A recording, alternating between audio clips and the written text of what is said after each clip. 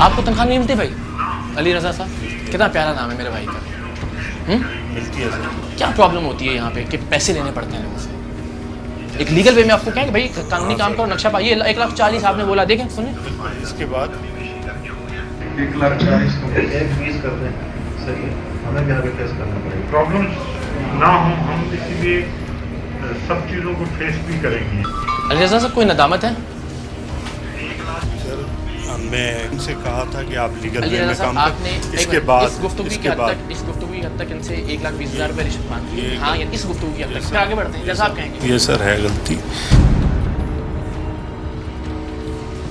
लेकिन आप आराम से बात कर रहे हैं, मैं बहुत एहतराम से बात कर रहा हूँ। इस तक नौबत क्यों आती है? क्या वजह है? पर अल्लाह ने लोग तरसते हैं इस नौकरी के लिए, ऐसा ही है। फिर कोई इख्तिदार या इख्तियार मिल जाए तो बहुत अच्छी बात है, ठीक है, इज्जत है, एहतराम है, चाय वाय हर चीज़ सारे लोग। हमने इसके बाद सर सब जगह यहाँ तक का जवाब दीजिए, मैं आगे भी पूछता हूँ आपसे। सब यहाँ मुझे तो लगता है होता ही होगा, इतनी सिक्योरिटी नीचे खड़ी की हुई है, हमारा ऊपर आना अजाब हो गया था, हम तो पूरा कैप वैप पहन के तरीके से मैंने सर मेरे पास जो भी लोग आ रहे हैं मैं अपनी बात करूँगा। मेरी कोशिश ये है कि हम लोगों को फैसिलिटेट कर के आप अपना सोल्यूशन ये तो नहीं है ना कि एक पैसे ऑफर कर दें कि आप ये दे दें, हम बाकी फेस कर लेंगे। इन सब में सबसे खबासत भरा किरदार बिलिंग इंस्पेक्टर वाजिद का था।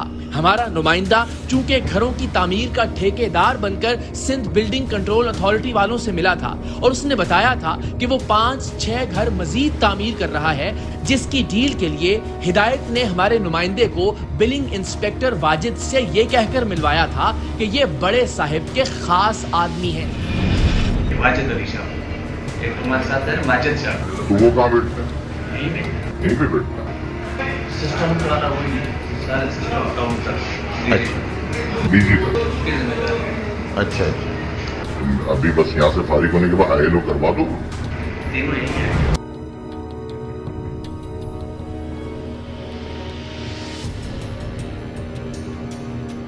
ये भाई दिया ही, लेकिन सिस्टम वाले ये है, सिस्टम वाले बस सही है ना।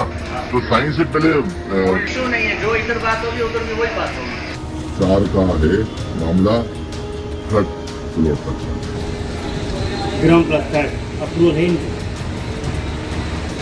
ये क्लियर बात बोल रहा हूँ। ना सही है ना, बात बोलते हो तूने क्या बताया? सरकार अच्छे जगह कहाँ पे ना सही क्या होगा ग्राउंड प्लस टोटल कितने हो गए? 26 लाख। 26। ट्यूसडे को मंगल को डिप्टी के साथ विजिट कर रहे हैं।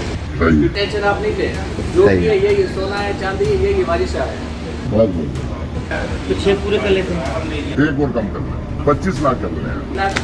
बस यार 25 कर लें, 25 दिन कर लेते हैं, बाकी जो शेड्यूल होगा इसका उसका उसी दिन पे। उसी ट्रेन।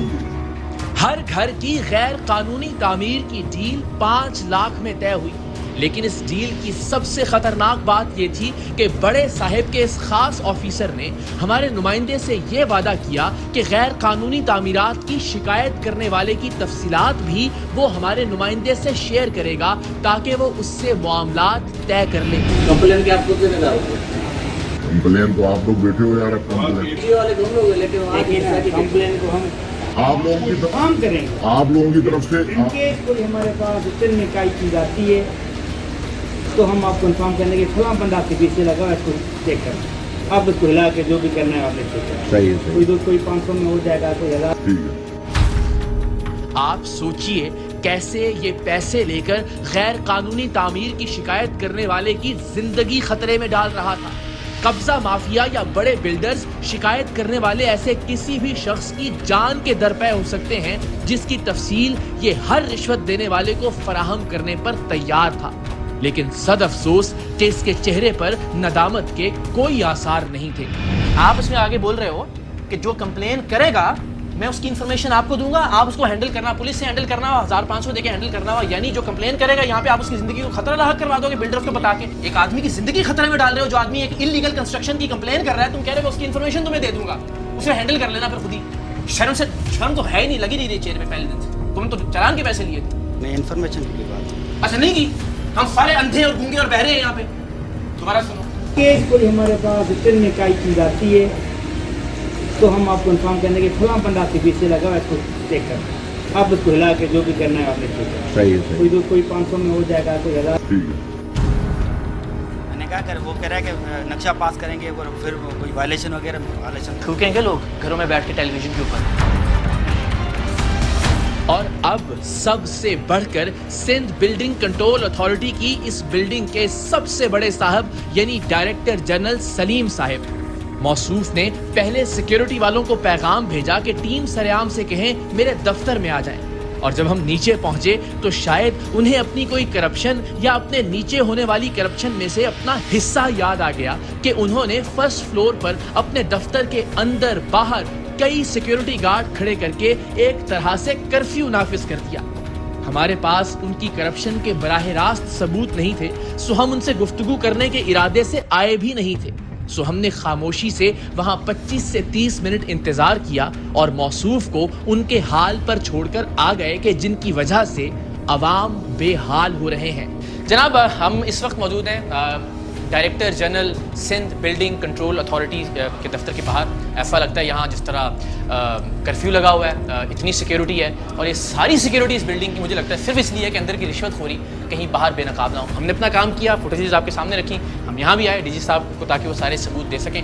मुझे लगता है वो इंटरेस्टेड नहीं है, दरवाजे बंद कर लिए गए और हम भी कोई ज़ाहिर हाथापाई लड़ाई नहीं चाहते और ना ही हम समझते हैं कि उनका कसूर है।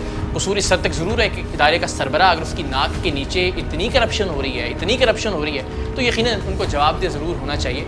हमने अपना फ़र्ज़ पूरा किया, हम यहाँ खड़े हैं। मैं अंदर जाने की इजाज़त नहीं है। अंदर जा सकते हैं हम? जा सकते नहीं जा सकते? नहीं जा सकते। ठीक है, शुक्रिया।